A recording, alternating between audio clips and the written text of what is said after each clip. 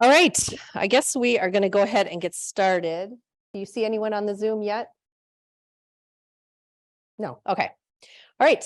So welcome, glad to see you here on a Wednesday morning. I hope you've been having a great conference so far. My name is Virginia Harrison. My pronouns are she and her, and I'm a Bridge Builder project manager with a nonprofit in Madison called Living Our Visions Inclusively, or Love Inc.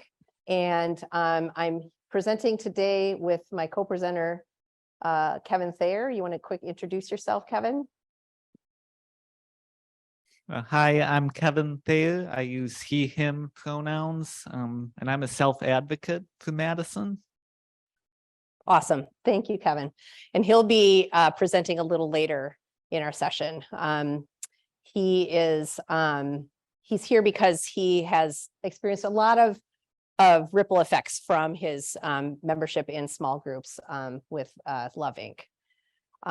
So let's see. I guess I want to say that what we do is we support adults with intellectual and developmental disabilities to work on personal goals and connect to community. We also support their families to connect with one another and share resources and build their own community as well.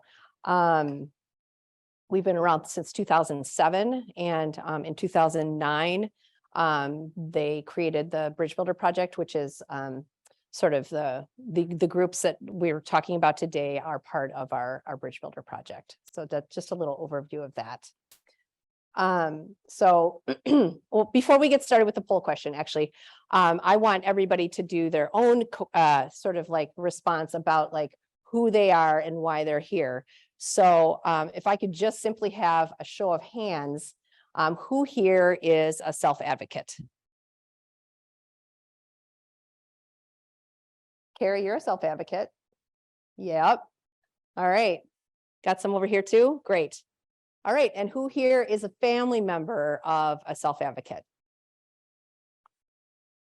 Great. And then who here works for an organization or an agency that does this kind of work that's in the disability world? All right. Look at you, double. Nice. All right, good. So we've got a nice representation of everybody here today. That's great. So our poll question today, and actually this works really a lot better if you're sitting at a table with somebody else. So I don't know, maybe you just recently arrived, right? Would you be willing to move to this table? And yeah, thank you so much. So turn to a table partner. And Mia, you might want to sit close, a little bit closer to each other so that you can hear each other speak. And what I'd love for you to do is just think about a small group that you've been involved in at some point in your life, in some area of your life. It could literally be anything. It could be a knitting group, a hunting group, a church group, a civic organization. You know, it could be a neighborhood thing, a parent, teachers, you know, whatever, some sort of small group that you've been a part of where you have felt like there's been some impact for you or some ripple effect or something that happened for you that was beyond the point of the group, the activity. So something where you got something out of the group that was like maybe unexpected or more than what you thought you'd get going into it. So we'll just take a couple minutes to share something like that, and I can help self-advocates with ideas. Okay, so the first person was speaking, like maybe wrap up what you were saying and give your table partner a chance to share their small group experience. So like take turns now and switch to the other person and have their experience.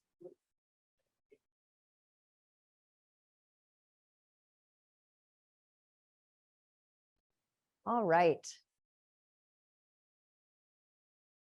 Y'all could wrap up.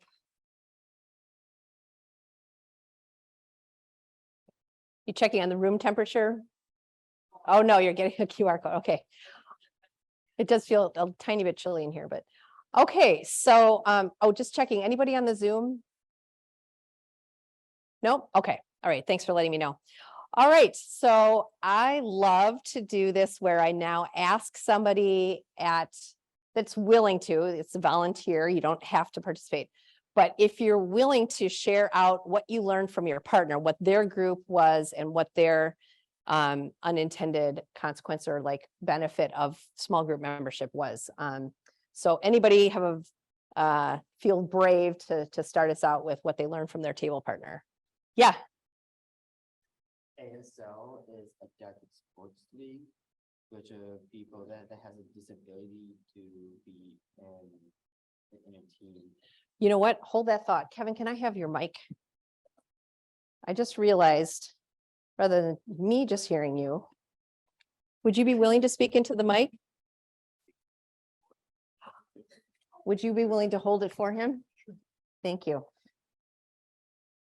ASL is Adapted Sports League, which we do for disability people that join it into a group and do with sports to seasons and seasons to repeatedly over and over. That's good. Also, I think that's unhelpful to you. It is unhelpful because it helps people to know what they're gonna do. What do you mean, like, what are you gonna do? For being a team, helping out with other people, make new friends. Thank you so much. Thank you. So you're in a sports league and you've learned what kind of sports you like and joined some teams and made some friends. A lot of sport. You're an athlete. Fantastic. Thanks for sharing that. Who else wants to share? Yeah. I learned that my friends sitting next to me here have been in a mom's group for moms with a child with disabilities for 40 years approximately. And I think the unintended consequences of this is they found were such friends that eventually a lot of the stuff they were doing had nothing to do with the kids with the disability, but they learned about all the other happenings in their family and they've just been friends. It's good. Love it. Thank you. That's so great. I hope everybody heard that. So they joined as a mom's group for a loved one with a disability and found that they were just friends and had all kinds of adventures over the years and connections outside of having the disability piece in common. Anybody else want to share what they learned from their table partner? Maybe one more person willing to share? Emily, would you like to share? Okay, So, wait a minute. speak right into the mic. Oh, no. Yeah. She met a friend who she now cooks with every other week. Okay, so Kara and I are both a part of Love Inc. and Kara met a friend through Love Inc. that she now cooks with. And I'll just share mine, I guess. You want to turn to the group so they can see your face? Sure. So for me, as I said, I'm part of Love Inc. as well. And I have my dear friend, Sarah, who I've been friends with since joining Love Inc. in 2007, I believe. So that is Right. So making friends that are like sort of like the moms group people, where it started as a connection because of having the disability piece in common, but now it's like moved beyond that to just pure friendship and lifelong friends and doing stuff outside of the Love Inc. activities. Thank you.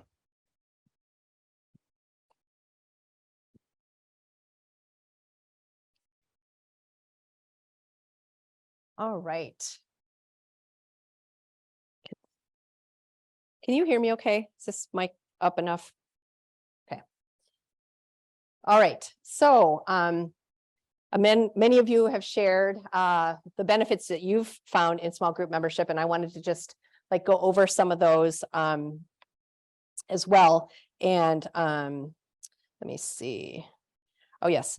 So like we've said, potential for real friendships and relationship building.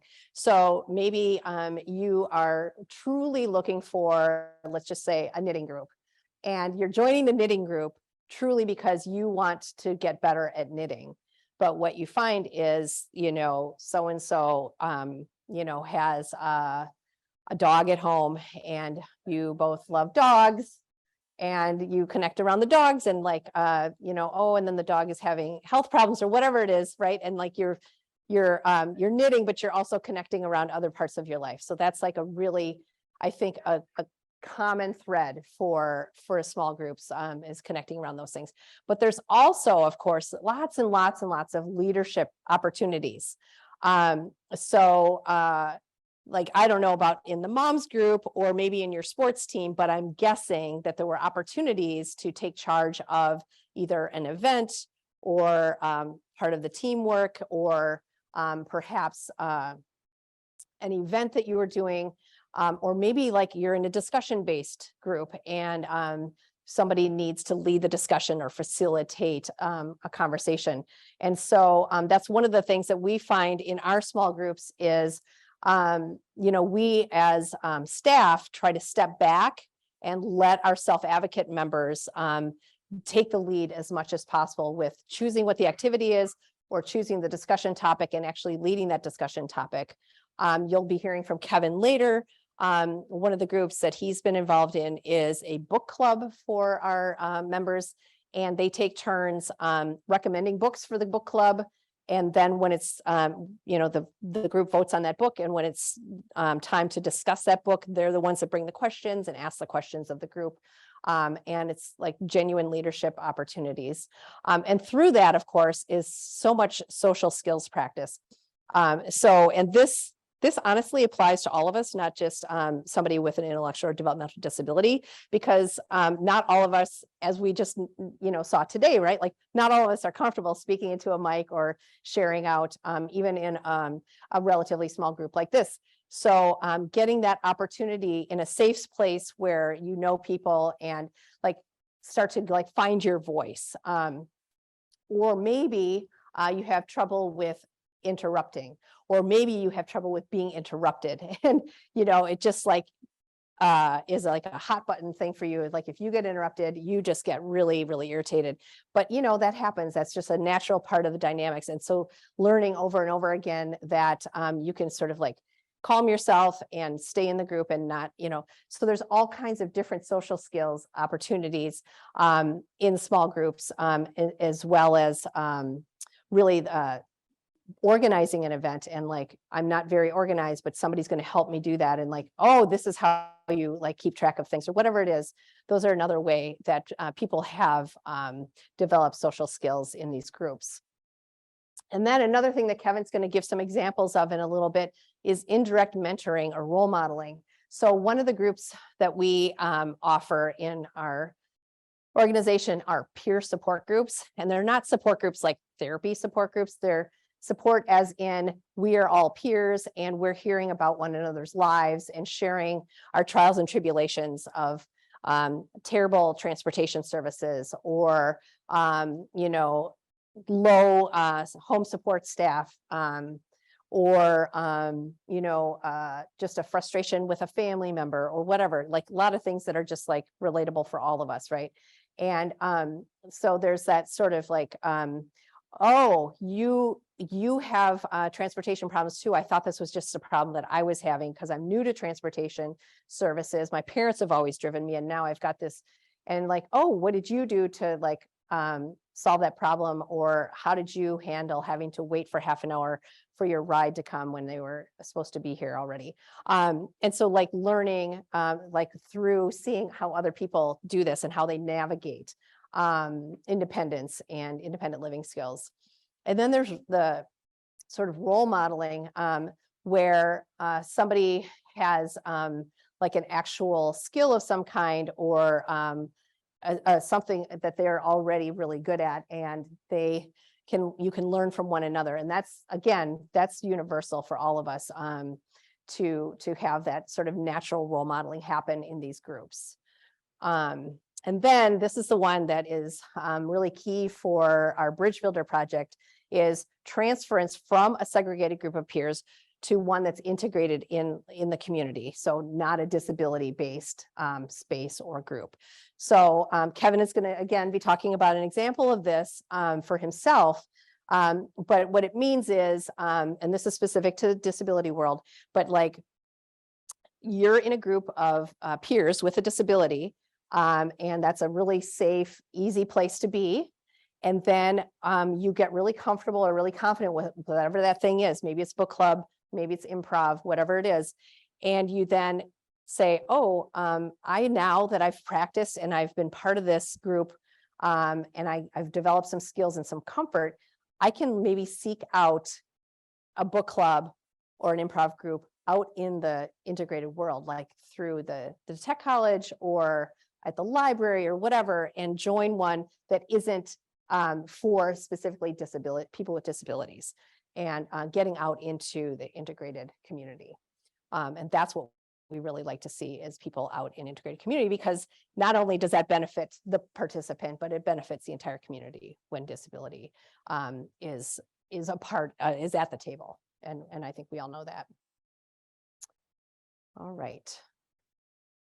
Speaking of Kevin, I'm going to be quiet for a little bit here, unless there's any questions at this point. Okay, so I'm going to give the mic to Kevin and we'll get to hear of some of his examples.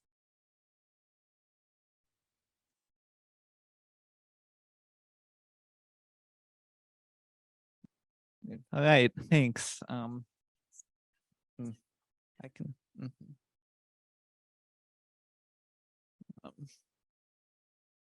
So I've been involved with the Love Inc. program in Madison for about 3 years now.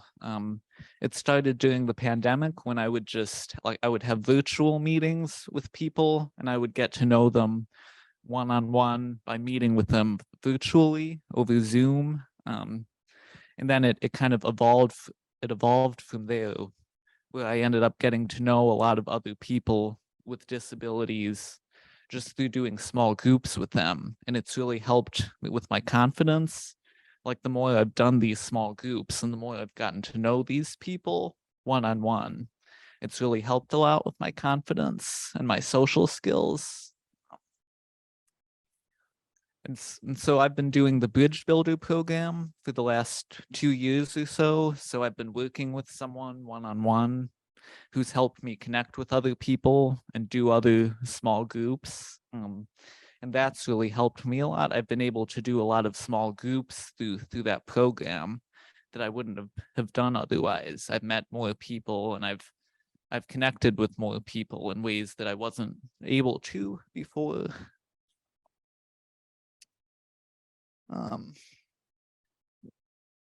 So an example of a group where I've connected with people is I've done a board game night and I've gotten to know some people like through playing board games with them one-on-one. And one of the people I got to know through that group was someone who now I go out to play games with him, just the two of us. Like I've gotten to know him. And now we're comfortable enough that we can go like play games together independently. So I've gotten to know him more through doing that group with him. Yeah. And something else that I found out about that person was that we have a peer support group where we have different topics that we talk about. And one of the topics was we were talking about college. And I found out that this person who I had gone to the board game night with, I found out that when he graduated from high school, he didn't go to college right away. He started his own business, and now he has a business where he's able to sharpen knives and get paid for it. So now that kind of helped me realize that there are other options that people can take. Like you don't always have to go to college, like necessarily. Like after you finish high school, there are other things you can do instead. So that's kind of something, kind of a ripple effect from getting to know that person, from doing that group, the peer support group.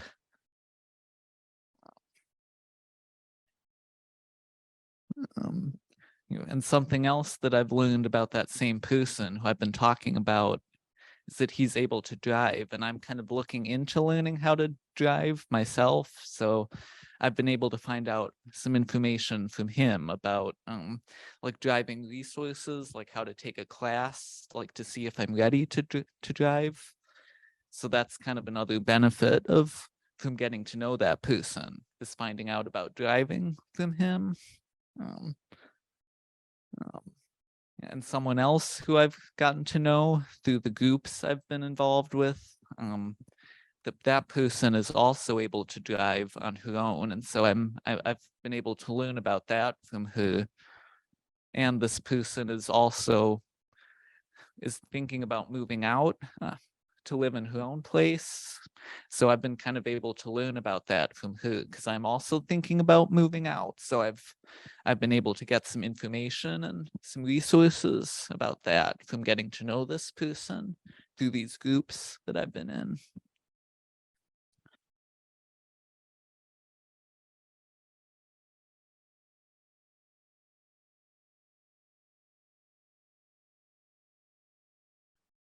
So another group that I've been involved with is an improv group, like where we have a few people, other people with disabilities who get together and like practice doing improv, like theater.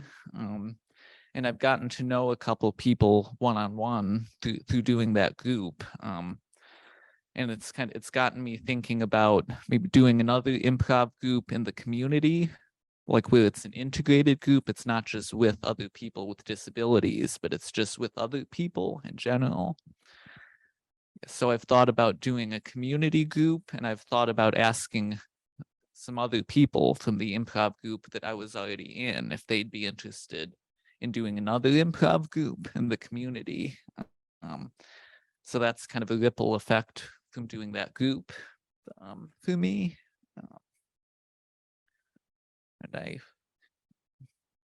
And since I'm going to college part-time at Madison College, I've thought about doing an improv group through the college. So that's kind of just another sort of ripple effect from doing that group.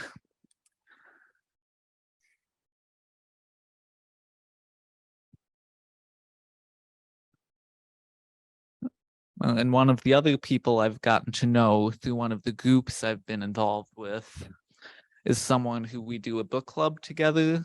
And I found out that we're both interested in history, and we've ended up going to lectures, like history events together out in the communities.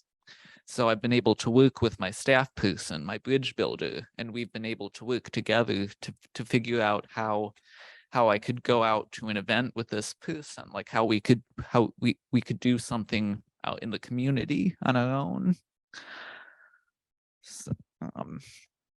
So I've been able to go to some events in the community, like some history events that I wouldn't have been able to do, that I wouldn't have known about otherwise. And one of the events I went to was really interesting because it was about music, which is I'm really interested in music. So I ended up going to a lecture about where this musician was talking about how music can affect the brain and it can affect mental health. So that's something that I found really interesting. And that's something that I wouldn't have known about going to before. So it was through being able to get to know that person and connect with them that I was able to go out with them to an event in the community.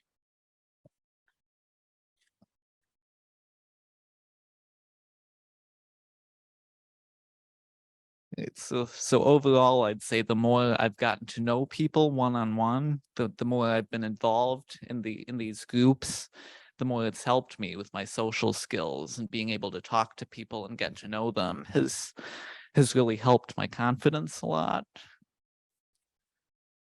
And I've been able to do things in the community, get involved with things that I wouldn't have been able to before, because I was able to connect with these people through these small groups, and I was able to work with someone who was able to help me connect with these people and go to these groups. So overall, I mean, it's really helped me, and I'd say, the more I've gotten to know these people, and connected with them through these small groups, the better it's been for me. Oh.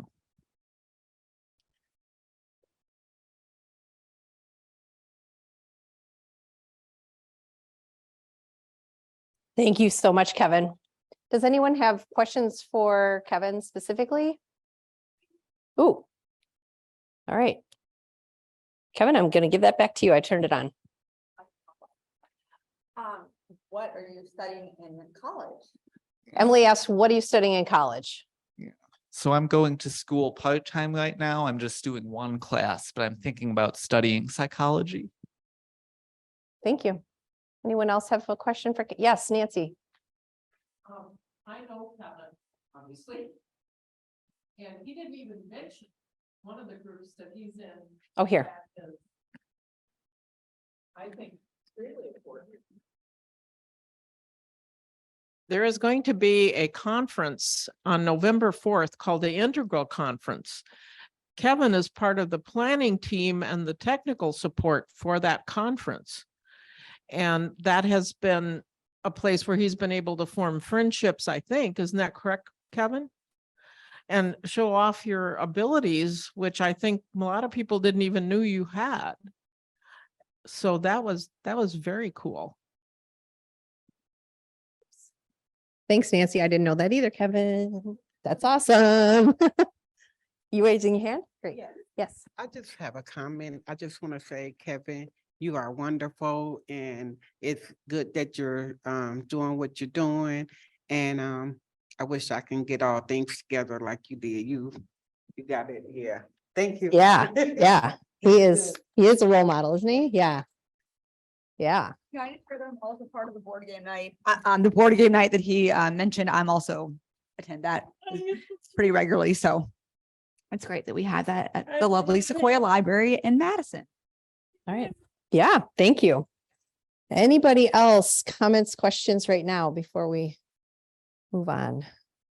Okay, thank you. Thanks, Kevin.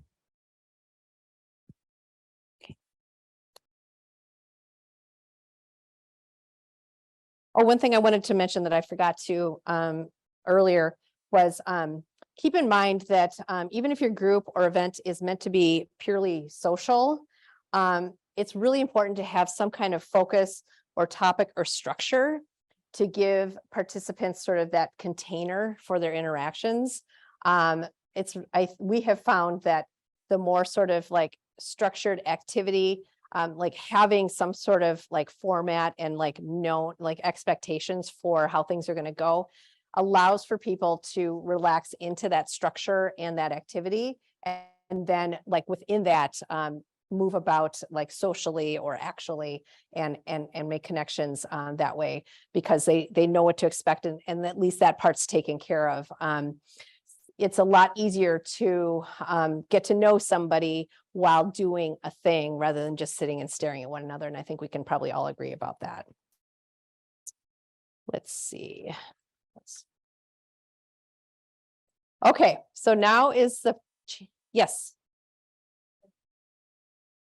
Yeah, hang on. Let me get the mic so everybody can hear you.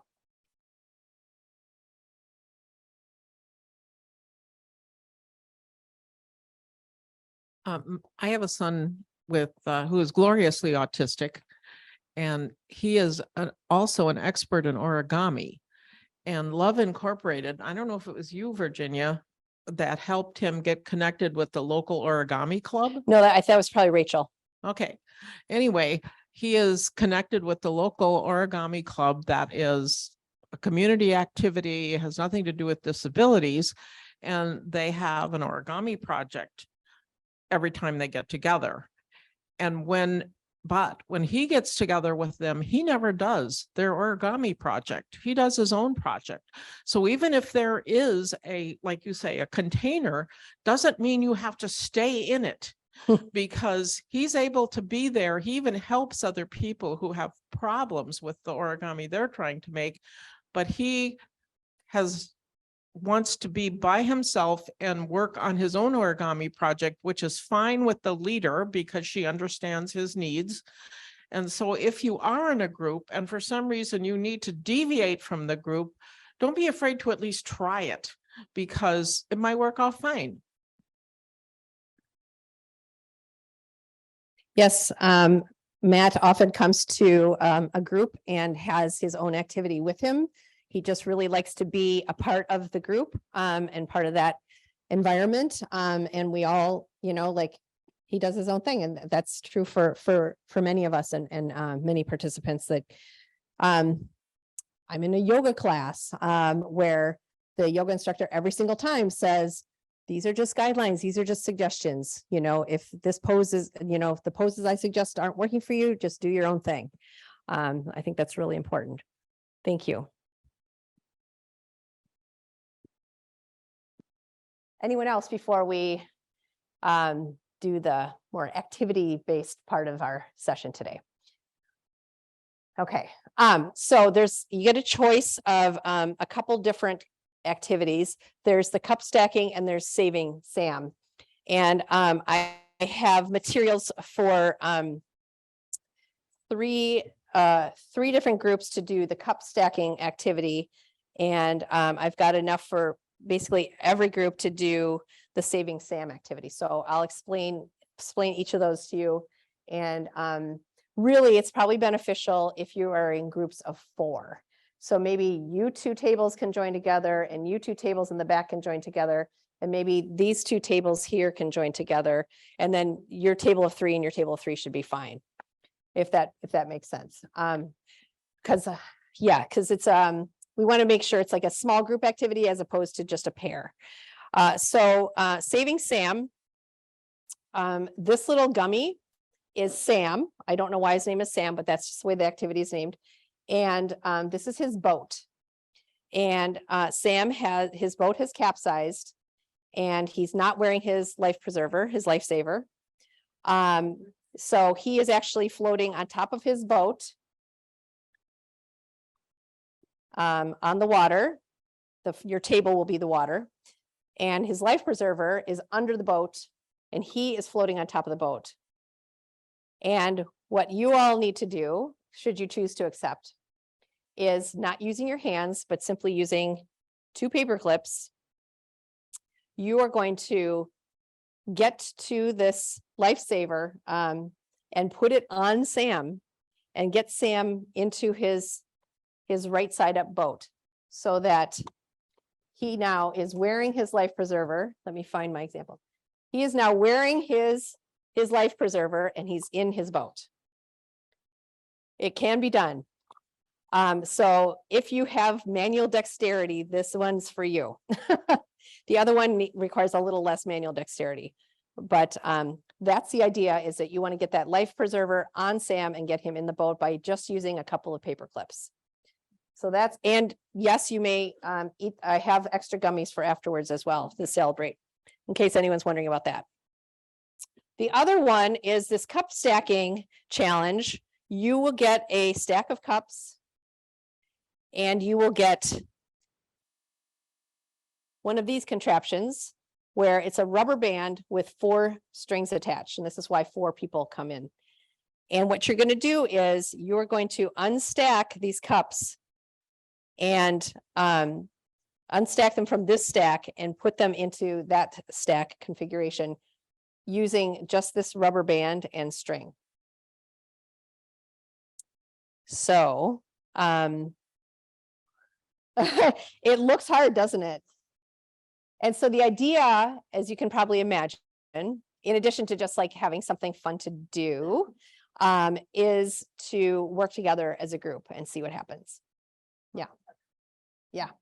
Yeah. You're allowed to talk, you just can't use your hands to touch the things. All right. So maybe one person from each. So like, I think I was pairing up tables, maybe one person from each group. You can talk amongst yourselves, see which activity you want to do, and then come on up and I'll give you the materials. Let's see.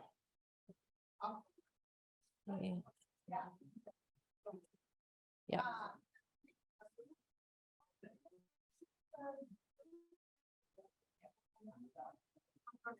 However they want to do it. It doesn't matter. Yes. We'll try to save Sam. You're going to try to save Sam? There you go. Thanks. So remember, you start with the life preserver underneath the cup Okay. and Sam on top, Okay. and then you use those paper clips. Yep. Yes. Yes. So here, this is the life preservers. A So lot of instruction. there, that's how you start. All right.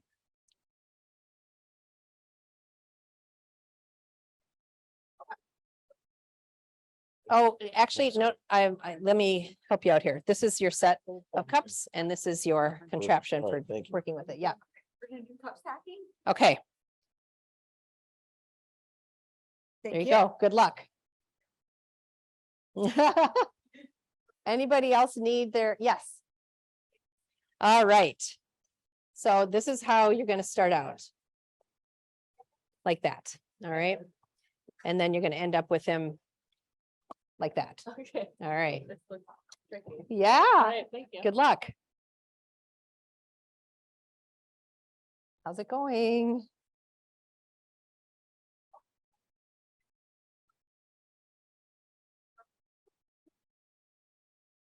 Smile. We did it.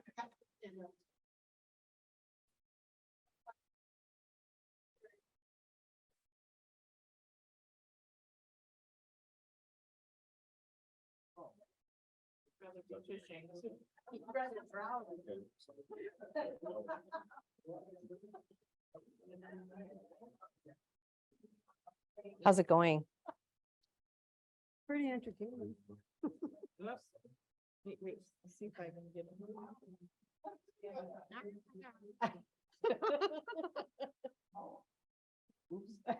Here. I don't know what we're doing yet. I don't know either. Wait a minute, here. I don't think if I can hook them through, you gotta hold it down. Okay.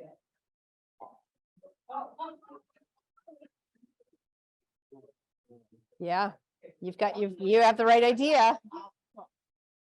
Oh, I try. I've got a small Okay. one.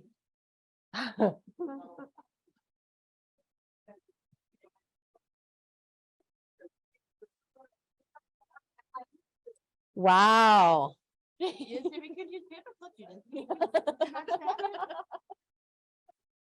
You did, I didn't say what? You didn't say that we couldn't do it?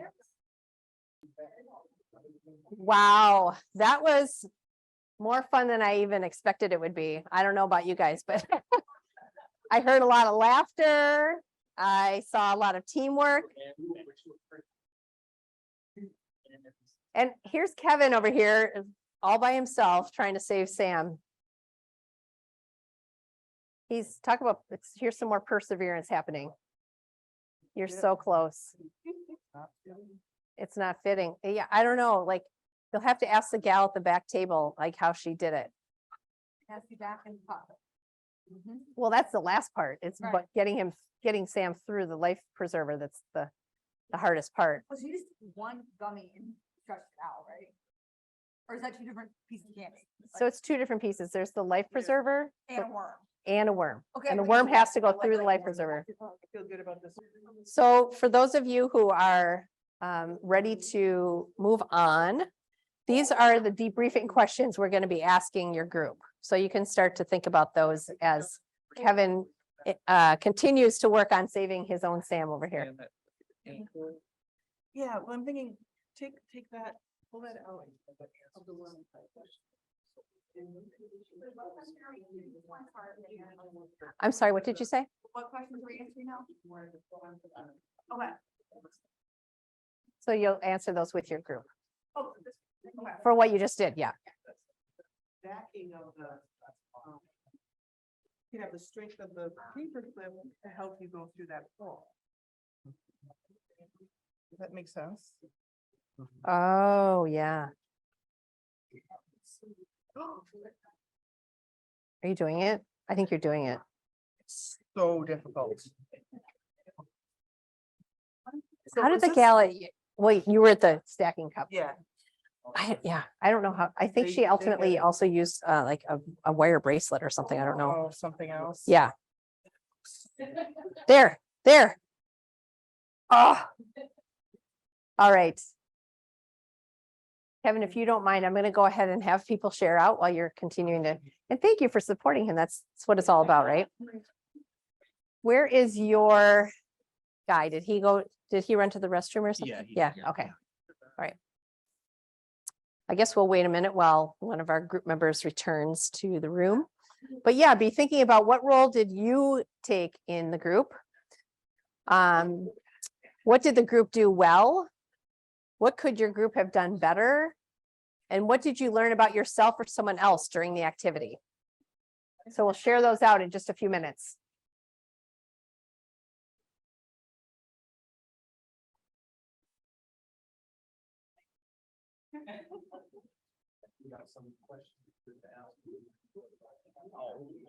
Stamp through, I think you gotta pull that out, don't you?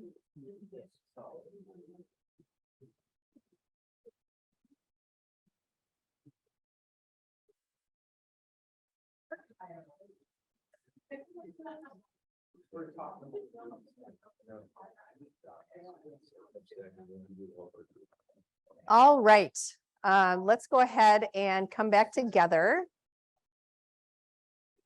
And we'll just have people from each, are you looking to take a presentation photo? Yeah. We just did these really cool small group activities. We just wrapped those up, but we were like working hard as teams at each table to stack cups and save a gummy worm from drowning. In the process, creating a bleed out situation, but okay. So whoever wants to share, you don't have to each share from each group, but like who feels moved to talk about what role they took in their group?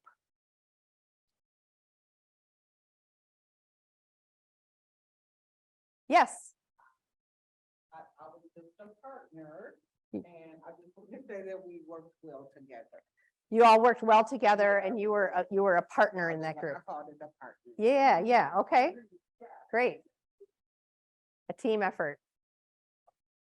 Yes. Here. It was really challenging to get your mind around the task and then have to articulate it with the other people so that you could work as a team and to think about how we're gonna make the tension on the rubber band with, 4 different people holding the ends. It was a good challenge in dexterity and communication and articulation and just working together. Yeah, so, right, so you were saying that it was a real challenge for you to figure out how to communicate to the rest of the team the best way they did the cup stacking challenge and figuring out the best way to use the gadget to grab the cups and stack them. And also, what was the other piece that you said about that? It's just the combination of dexterity and the teamwork. Yeah. And then we also, one person made a suggestion and we tried it and it didn't work. So then we went to the next person and said, okay, what's your idea? And then we went to the next person. So we just went all the way around to see how can we figure this out with all of our minds working at it. Yeah, that's definitely the definition of teamwork right there. I love it. Does anyone else want to share about their team experience, what role they played, or in this case, what she was sharing was what did the group do well? Maybe somebody has some feedback on what the group could have done better, or what you learned about yourself or someone else during the activity. Yes.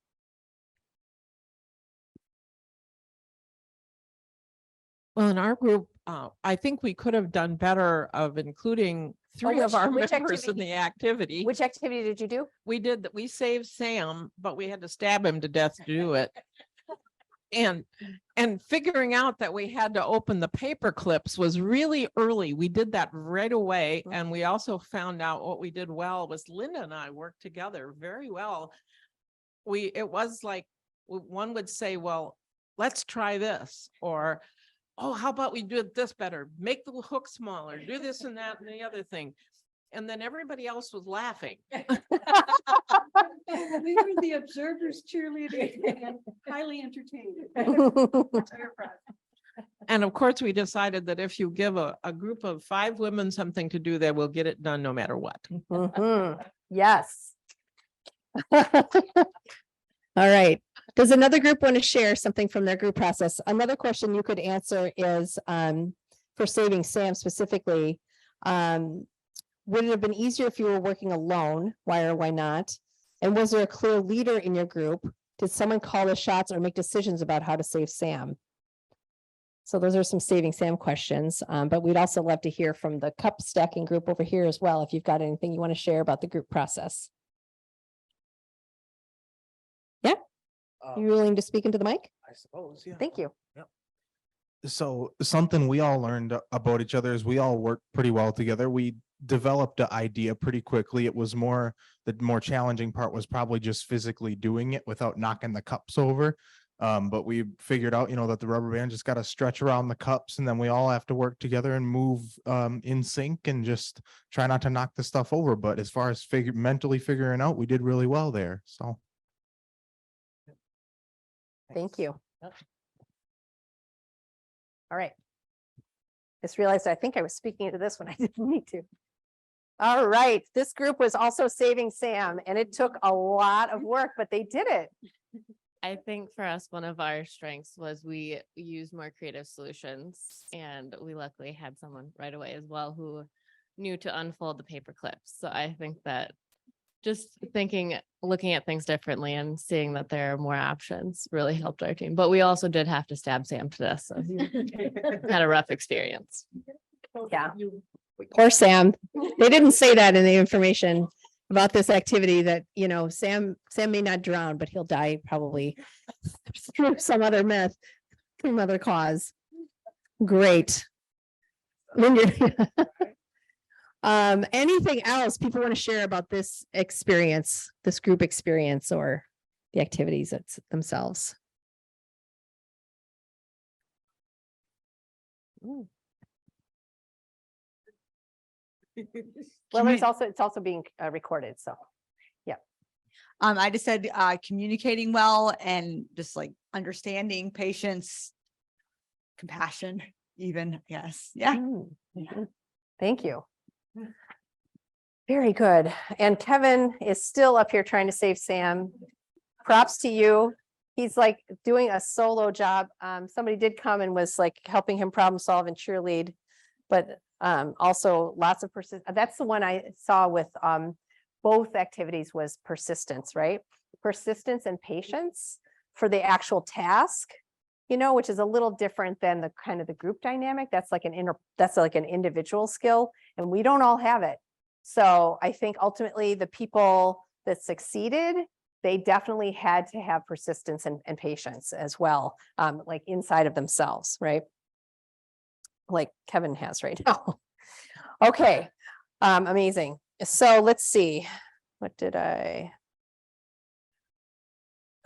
one thing I wanted to say about small groups that I haven't mentioned yet is typically small groups that include any element of discussion or personal sharing, or even just turn taking in the group, really shouldn't be much larger than 7 people, because it's just like, it's no longer really much of a, like technically it's a small group if it's, 10 people, but like discussion is harder, it's less intimate and personal if you have, I have experienced more than about 7 or so people in a group, because there's just, it becomes, you almost end up breaking into 2 separate small groups when you get larger than 7. 7 stays a little bit more cohesive and intimate in terms of like personal sharing and trust building and rapport and dynamics and so forth. Plus, there's just a higher level of participation. Like if you have an hour and a half with a group, if there's 10 people, there's a lot more, you have to like give time to each of those people, and it just takes up more time as well. So let's see, what is our time check? Yes. 1 second, let me bring you the mic.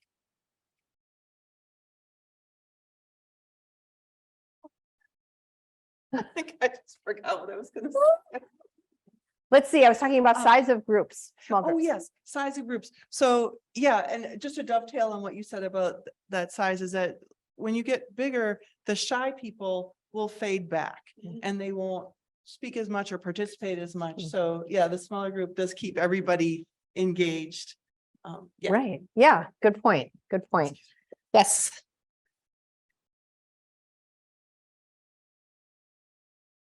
The small group that I was talking about that I'm in is a Toastmasters club. And that is about 12 people usually, sometimes 10, sometimes 8. But it works because there's a specific agenda. And even like you mentioned, the shy people get assigned jobs to do in the meeting. For example, somebody's job is always to count all the times people say ah and because we're trying to suppress that.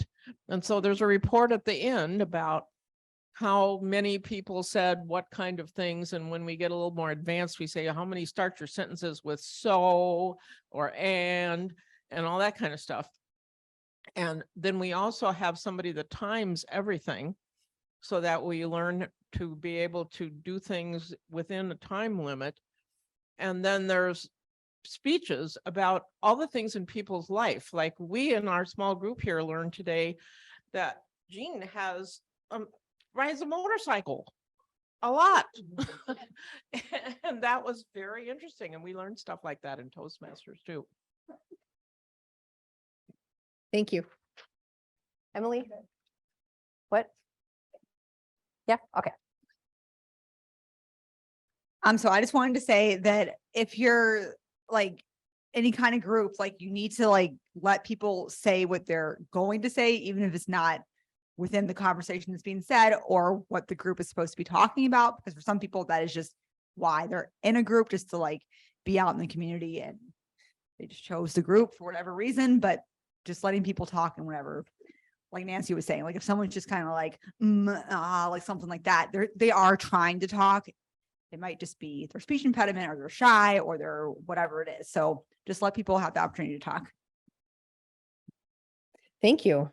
And Emily, I'm guessing that's a skill that you've developed over your years in small groups, is having patience and acceptance for people talking off topic and just sharing whatever randomly comes to mind and having compassion for that.